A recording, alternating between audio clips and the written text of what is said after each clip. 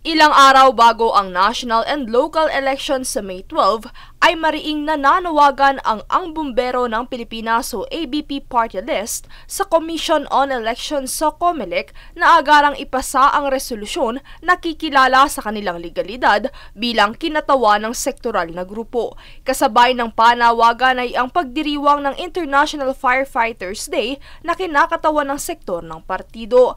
Ang apilang ito ng grupo kay COMELEC Chairman George Erwin Garcia ay pinangunahan ng unang nominado ng ABP na si Jose Antonio Capep Goitia.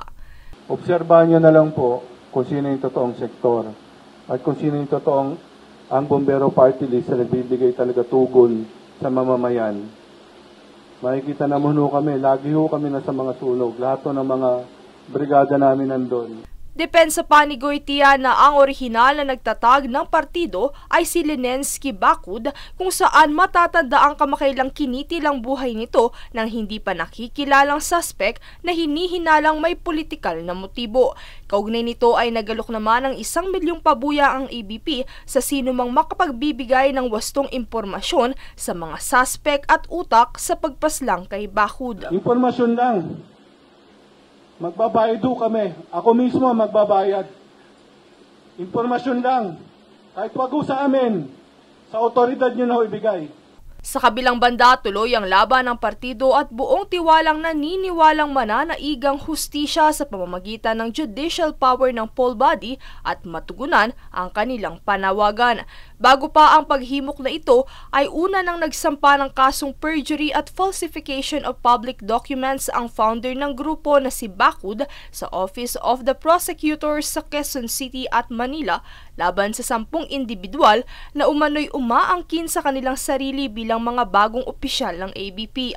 Sa ilalim ng naturang reklamo, inihayag ni Goitia na pineke ng grupo ang pirma ni Bakud at lahat ng incumbent board of directors upang ideklarang sila ay nagbitiw sa kanilang puwesto noong February 19, 2024. Pagtatamang pahayag naman ng ABP, naganapang pagbibitiw ng mga lehitimong opisyal noong May 12, 2024 kung saan naganapang overall and special regular meeting ng partido bilang pagsunod sa Articles of Incorporation at Bylaws ng ABP. Gayunpaman, itinuring ni COMELEC 2nd Division Presiding Officer Marlon Casquejo ang kaso bilang default noong January 17, 2025 dahil sa hindi pagharap ng mga petitioner sa itinakdang petsa at oras ng pagdinig.